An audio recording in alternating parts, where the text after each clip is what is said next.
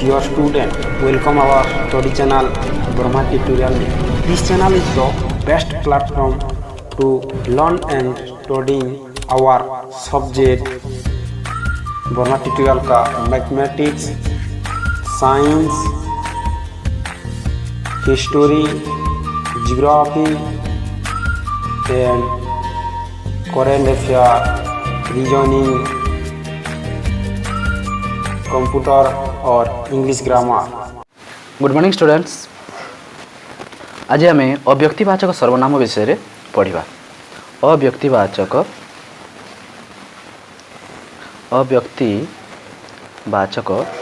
सर्वनाम अव्यक्तिवाचक सर्वनाम विषय पढ़ा।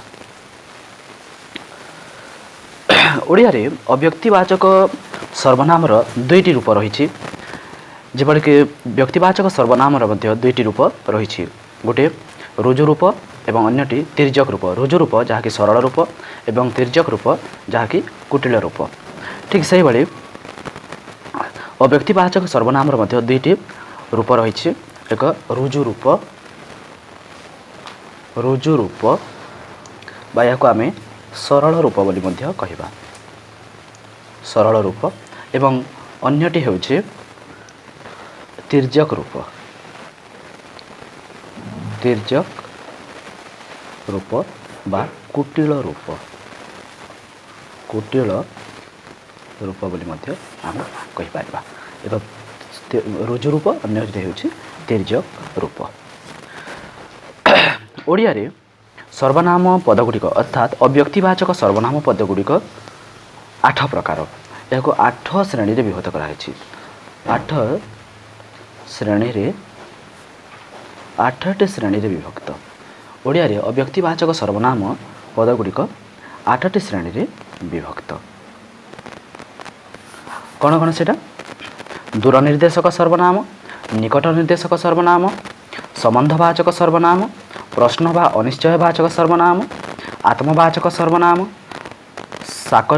साकल्यवाचक सर्वनाम, सम्मानवाचक सर्वनाम एवं अन्यटी होछि निर्णायक सर्वनाम। आम गोटे गोटे कर आलोचना करिबा। आम प्रश्नवाचक सर्वनाम विषय आलोचना करिबा।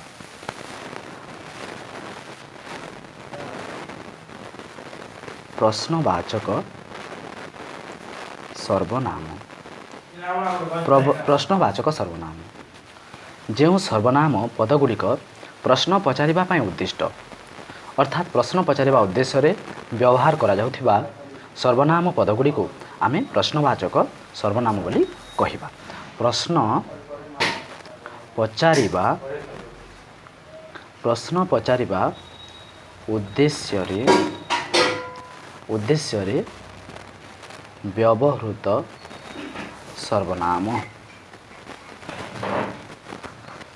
प्रश्न पचारिबा उद्देश्य रे व्यवहार करा जाउथिबा सर्वनाम पदगुड़ी को आमे प्रश्नवाचक सर्वनाम बोली कहिबा। एक उदाहरण बा आम देशर प्रधानमंत्री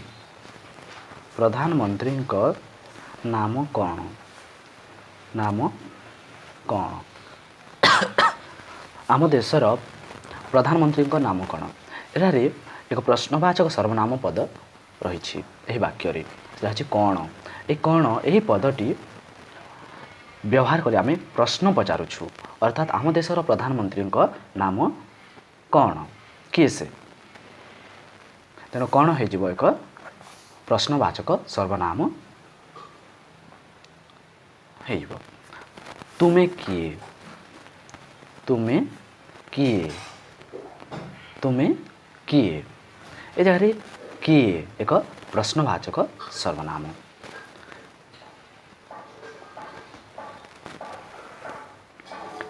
केउं ग्राम रे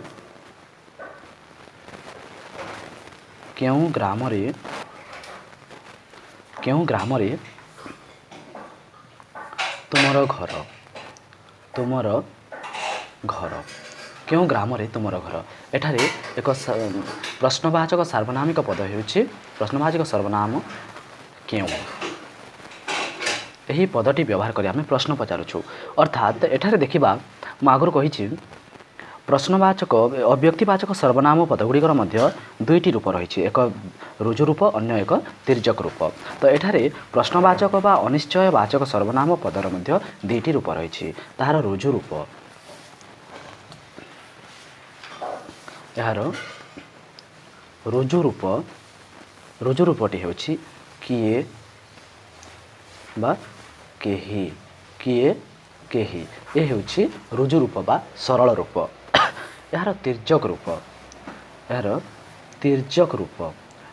ରୂପଟି ହେଲା କେଉଁ, କେଉଁଠି, କାହା, କାହିଁ, କେଉଁ,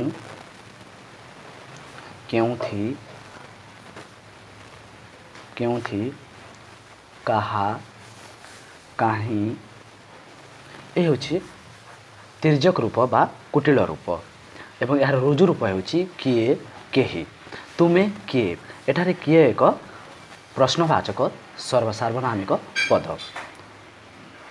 ଏଠାରେ ରୁଜୁ ରୂପର ବ୍ୟବହାର ହେଇଛି। କେଉଁ ଗ୍ରାମରେ ତୁମ ଘର, ଏଠାରେ କେଉଁ ଏକ ସାର୍ବନାମିକ ପଦ, ପ୍ରଶ୍ନବାଚକ ସର୍ବନାମ ଏଇଟା।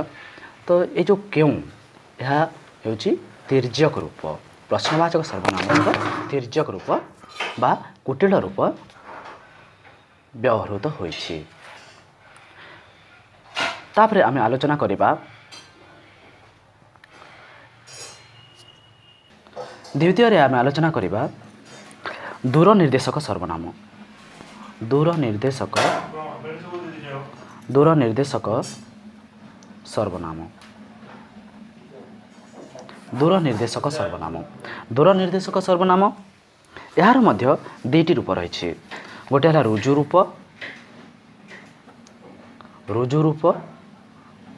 ରୂପ ହେଉଛି ସେ।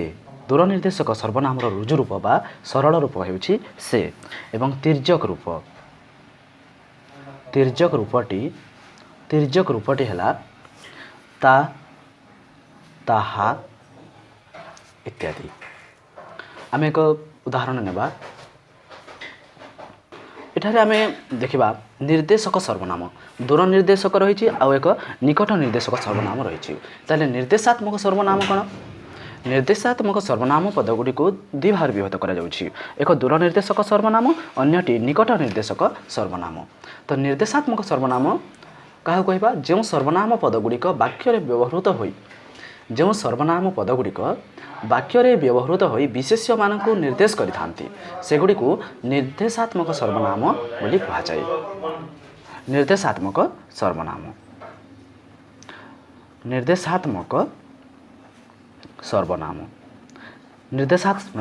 କାହାକୁ କହିବା?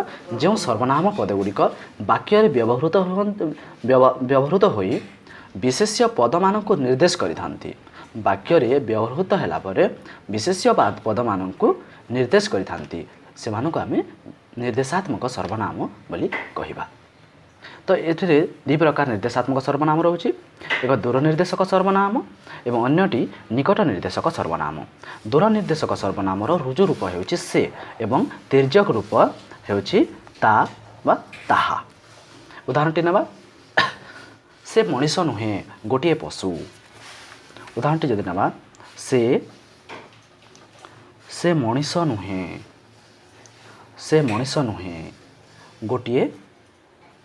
ଗୋଟାଏ ପଶୁ। ସେ ମଣିଷ ନୁହେଁ, ଗୋଟାଏ ପଶୁ। ଏଠାରେ ଦୂର ନିର୍ଦ୍ଦେଶକ ସର୍ବନାମ ହେଉଛି ସେ ମଣିଷ ନୁହେଁ। ଏଠାରେ ସେ ହେଇଯିବ ଏକ ଦୂର ନିର୍ଦ୍ଦେଶକ ସର୍ବନାମ। ଅନ୍ୟ ଏକ ଉଦାହରଣ ନେବା। ତାହା ଗୋଟିଏ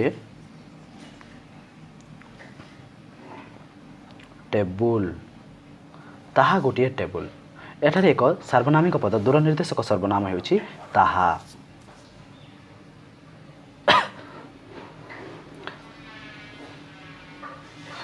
ତାହା ଗୋଟିଏ ଟେବୁଲ। ଏଠାରେ ଦୂର ନିର୍ଦ୍ଦେଶକ ସର୍ବନାମ ପଦ ହେଉଛି ତାହା। ତାପରେ ଆମେ ବର୍ତ୍ତମାନ ଆଲୋଚନା କରିବା ନିକଟ ନିର୍ଦ୍ଦେଶକ ସର୍ବନାମ।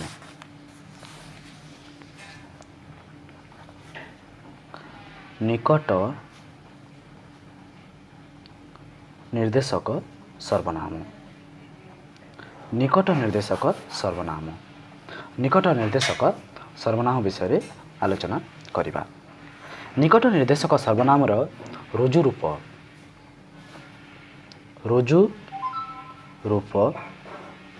रुजु रूपटी होछि ए एवं तिर्यक रूपटी होछि एहा। तिर्यक रूपटी एहा होछि दूर निकट निर्देशक सर्वनाम। जेपरिक एही ग्राम रे मोर जन्म उदाहरणटी नवा एही बा एहा एही मध्य हे पारिबो तिर्यक रूप बा कुटिल रूप। उदाहरणटी नवा एही ग्राम रे मोर जन्म। एही ग्राम रे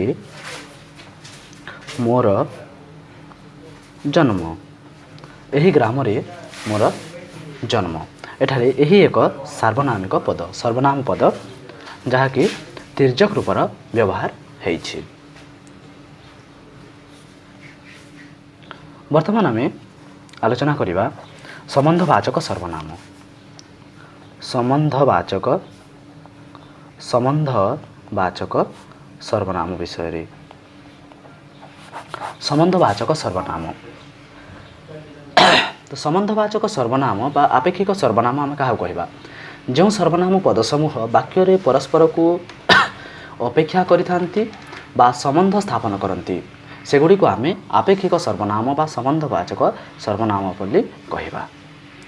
जो सर्वनाम पदगुड़िक वाक्य रे परस्पर को अपेक्षा करती किंबा संबंध स्थापन करती अर्थात वाक्य रे संबंध स्थापन करुवा वाक्य रे संबंध स्थापन करुवा सार्वनामिक पदगुड़ी को आम संबंधवाचक सर्वनाम बोली कहवा। जो सर्वनाम पद समूह वाक्य रे परस्पर को अपेक्षा करती बा संबंध स्थापन करती सेगुड़ी को आम संबंधवाचक सर्वनाम बोली कहवा। यार मध्य दुईटी रूप रही रुजु रूप एवं तिर्यक रूप। रुजु रूपटी है जे रुजु रूपटी जे जे होछि रुजु रूप एवं तिर्यक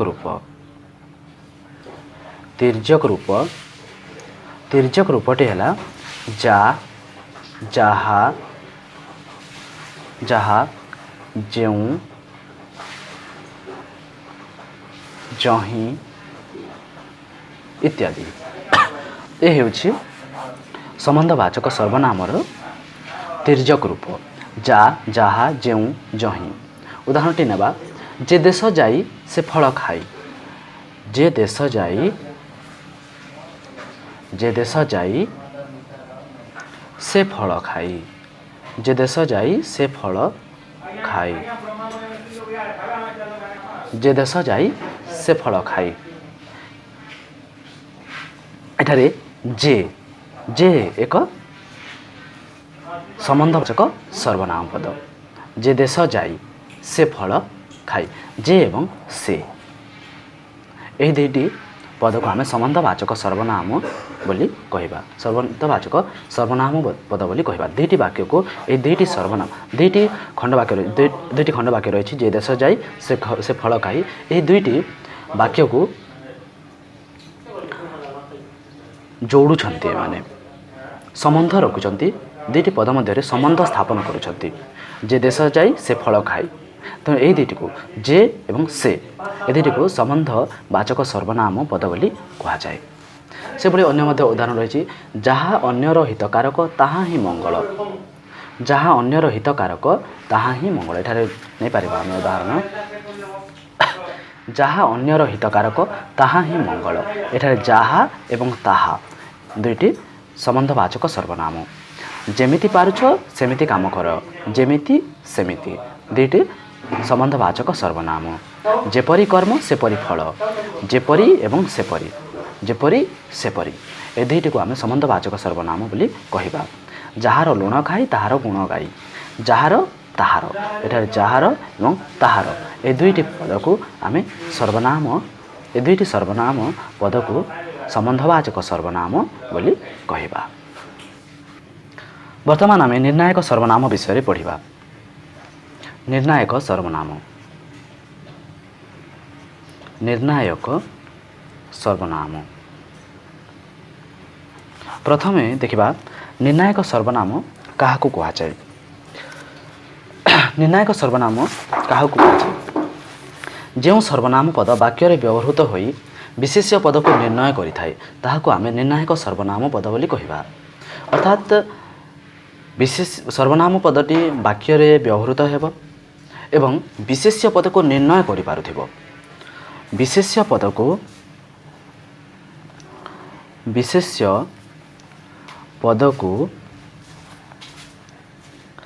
ନିର୍ଣ୍ଣୟ କରୁଥିବା ବିଶେଷ୍ୟ ପଦକୁ ନିର୍ଣ୍ଣୟ କରୁଥିବା ସର୍ବନାମ ପଦ। ଯେଉଁ ସର୍ବନାମ ପଦଟି ବାକ୍ୟରେ ବ୍ୟବହୃତ ହୋଇ ବିଶେଷ୍ୟ ପଦକୁ ନିର୍ଣ୍ଣୟ କରେ, ବିଶେଷ୍ୟ ପଦକୁ ନିର୍ଣ୍ଣୟ କରୁଥିବା ସର୍ବନାମ ପଦକୁ ଆମେ ନିର୍ଣ୍ଣାୟକ ସର୍ବନାମ ବୋଲି କହିବା। ଏହାର ଏକ ଉଦାହରଣ ନେବା। ସବୁ ପିଲାଙ୍କୁ ଛାତ୍ରବୃତ୍ତି ମିଳିବ ନାହିଁ। ସବୁ ପିଲାଙ୍କୁ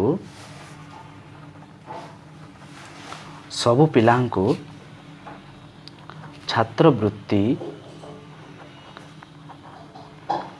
ମିଳିବ ନାହିଁ। ସବୁ ପିଲାଙ୍କୁ ଛାତ୍ରବୃତ୍ତି ମିଳିବ ନାହିଁ। ଏଠାରେ ପିଲା ଏ ହେଉଛି ସାର୍ବନାମିକ ବିଶେଷ୍ୟ ପଦ। ଏହି ପଦକୁ କିଏ ନିର୍ଣ୍ଣୟ କରିଛି? ସବୁ ଏକ ନିର୍ଣ୍ଣାୟକ ସର୍ବନାମ। ସବୁ ପିଲାଙ୍କୁ ଛାତ୍ରବୃତ୍ତି ମିଳିବ ନାହିଁ। ଏଠାରେ ସବୁ ଏକ ନିର୍ଣ୍ଣାୟକ ସର୍ବନାମ। ପ୍ରତ୍ୟେକ ଲୋକ ରିଲିଫ୍ ଚାଉଳ ପାଉଛନ୍ତି। ପ୍ରତ୍ୟେକ ଲୋକ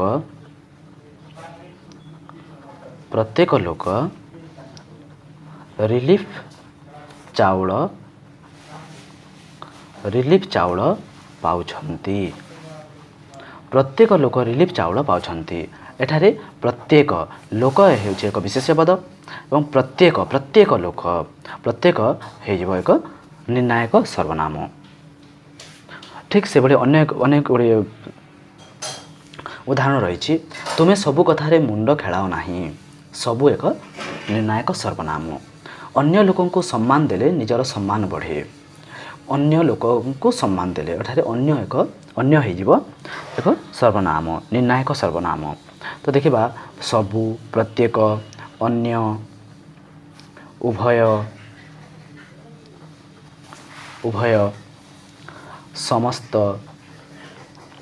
ସମସ୍ତ ଇତ୍ୟାଦି ନିର୍ଣ୍ଣାୟକ ସର୍ବନାମ ପଦ। ଏହି ନିର୍ଣ୍ଣାୟକ ସର୍ବନାମ ପଦଗୁଡ଼ିକର ତିର୍ଯ୍ୟକ ରୂପ ନାହିଁ। ଏଗୁଡ଼ିକ ରୁଜୁ ରୂପ ଅର୍ଥାତ୍ ସରଳ ରୂପ। ଏହି ନିର୍ଣ୍ଣାୟକ ପର୍ଯ୍ୟାୟର ସର୍ବନାମ ପଦଗୁଡ଼ିକ ବିଶେଷ୍ୟ ପଦର ପୂର୍ବରୁ ବ୍ୟବହୃତ ହୋଇଥାନ୍ତି ଏବଂ ସାର୍ବନାମିକ ବିଶେଷଣ ପଦ ଭାବେ ମଧ୍ୟ କାର୍ଯ୍ୟ କରୁଥିବାର ଦେଖାଯାଏ। ବିଶେଷ୍ୟ ପଦର ପୂର୍ବରୁ ବ୍ୟବହୃତ ହୁଅନ୍ତି ଏବଂ ସାର୍ବନାମିକ ବିଶେଷଣ ଭାବେ ମଧ୍ୟ କାର୍ଯ୍ୟ କରିଥାନ୍ତି। ତାପରେ ଆମେ ପଢ଼ିବା ଆତ୍ମବାଚକ ସର୍ବନାମ। ଆତ୍ମବାଚକ ସର୍ବନାମ। ତ ଆତ୍ମବାଚକ ସର୍ବନାମ କାହାକୁ କୁହାଯାଏ? ବ୍ୟକ୍ତି ବିଶେଷ ପରିବର୍ତ୍ତେ ବ୍ୟବହୃତ ନିଜ, ନିଜେ, ଆପେ, ଆପଣା ପ୍ରଭୃତି ସର୍ବନାମ ପଦକୁ ଆମେ ଆତ୍ମବାଚକ ସର୍ବନାମ ବୋଲି କହିବା। ବ୍ୟକ୍ତି ବିଶେଷ ପରିବର୍ତ୍ତେ ଯେଉଁ ସର୍ବନାମ ପଦଗୁଡ଼ିକୁ ବ୍ୟବହାର କରାଯାଏ, ବ୍ୟକ୍ତିବିଶେଷ ପରିବର୍ତ୍ତେ ବାକ୍ୟରେ ଯେଉଁ ସର୍ବନାମ ପଦଗୁଡ଼ିକ ବ୍ୟବହାର କରାଯାଏ ସେଗୁଡ଼ିକୁ ଆମେ ଆତ୍ମବାଚକ ସର୍ବନାମ ବୋଲି କହିବା। ଅର୍ଥାତ୍ ଏଠାରେ ଦେଖିବା ନିଜ, ନିଜେ, ଆପେ,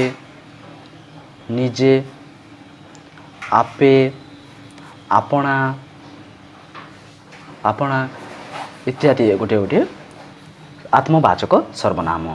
ଏହି ସର୍ବନାମ ପଦଗୁଡ଼ିକୁ ବ୍ୟକ୍ତିବିଶେଷ ପରିବର୍ତ୍ତେ ବ୍ୟବହାର କରାଯାଏ।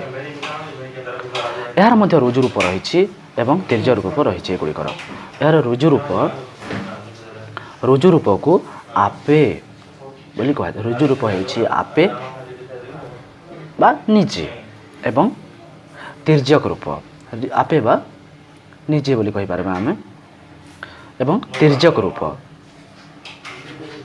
रूपटी है आपणा आपणा हेउछि तिर्यक रूप बा कुटिल रूप एठार आम उदाहरण नहीं पारिबा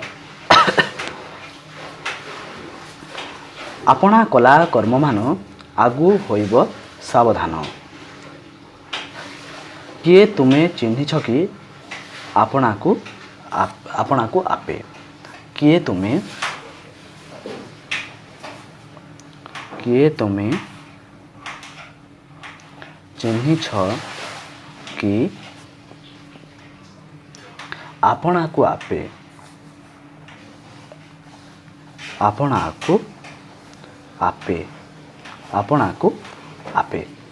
एठारे आपणा एवं आपे ए दुईटी आत्मवाचक सर्वनाम एठारे व्यक्ति विशेष परिवर्ते यह दुईटी सर्वनाम पद को व्यवहार करा जाइछि अर्थात आपणा एवं आपे ए दुईटी को आमे आत्मवाचक सर्वनाम पद बोली कहिबा गोटे हेउछि ऋजु रूप अन्यटी हेउछि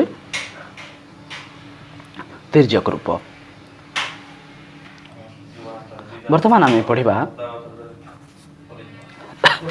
साकल्यवाचक सर्वनाम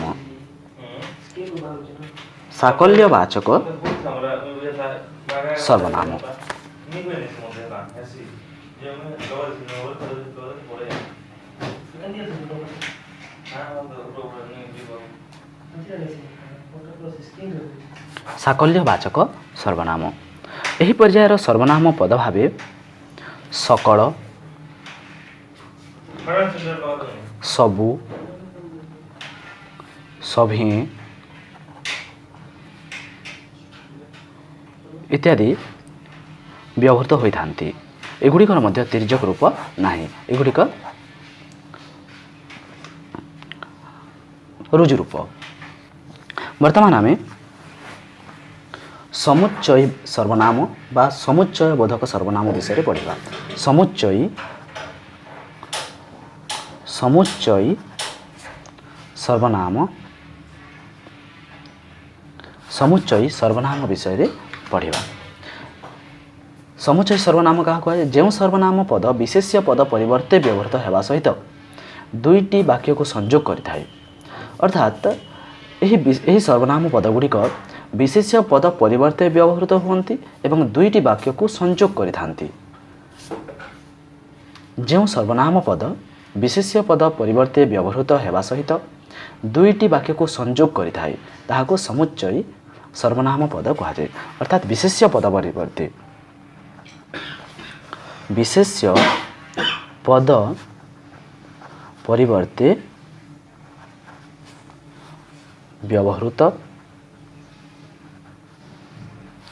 विशेष्य परिवर्ते व्यवहार होती एवं दुईटी वाक्य को संयोग करती दुईटी वाक्य को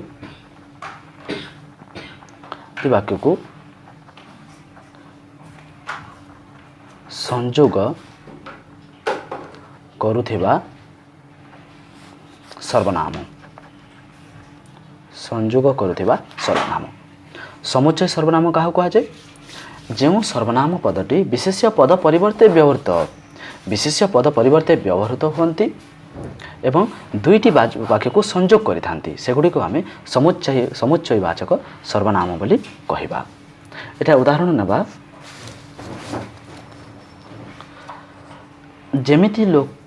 एमिति लोक केही नाही जे जीवन रे थरक पाई मिछ कहि नाही एठारे एक उदाहरण नेबा मो जीवन पछे नरके पड़ी थाओ जगत उद्धार हेउ मो जीवन पछे नरके पड़ी थाओ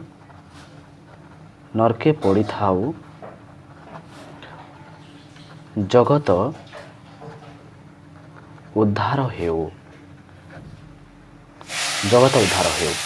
एठारे आम देखिबा मो एक सार्वनामिक पद यही सर्वनाम पदटी विशेष्य पद परिवर्ते व्यवहृत होउछि एवं दुईटी वाक्य को संयोग करुछि। मो जीवन जीवन पछे नरके पड़ी थाउ जगत उद्धार हेउ एही दुईटी वाक्य मध्य संयोग स्थापन करुछि। तेणु मो एक समुच्चयी सर्वनाम।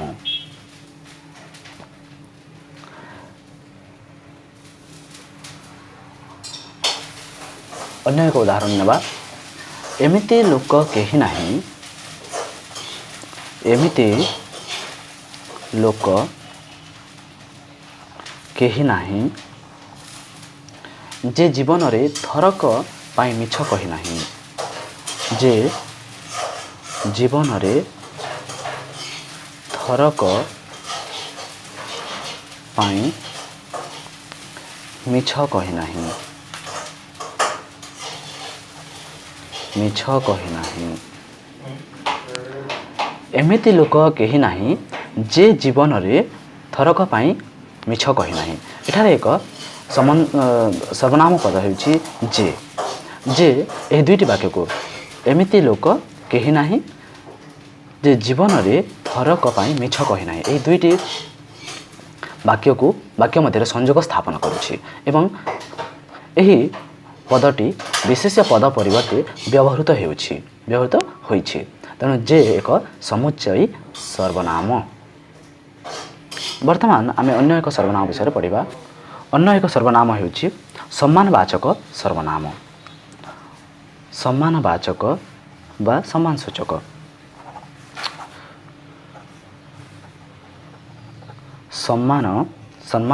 सम्मानवाचक सर्वनाम। सम्मानवाचक सर्वनाम एही पर्यायर गोटे मात्र सर्वनाम पद ओडिया रे व्यवहृत हेबार देखिबा को मिले। ताहा हेउछि आपण। आपण हेउछि एक सर्वनाम पद जहाँकि सम्मानसूचक सर्वनाम भाव रे व्यवहृत हेबार देखिबा को मिली थाए। यह द्वितीय पुरुष सर्वनाम पद भावे व्यवहृत। आपण एही पदटी एही सर्वनाम पदटी गोटे मात्र सर्वनाम पद जहाँकि ओडिया भाषा रे सम्मानसूचक सर्वनाम भाव रे व्यवहृत होइथिबा देखिबा को मिले। यह द्वितीय पुरुष सर्वनाम।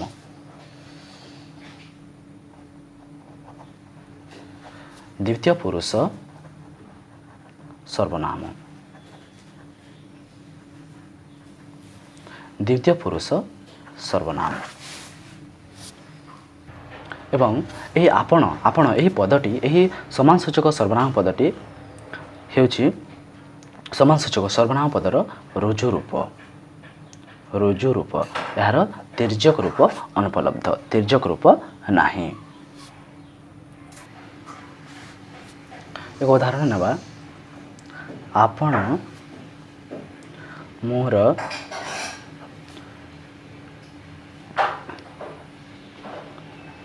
नमस्कार स्वीकार करंतु। स्वीकार करंतु।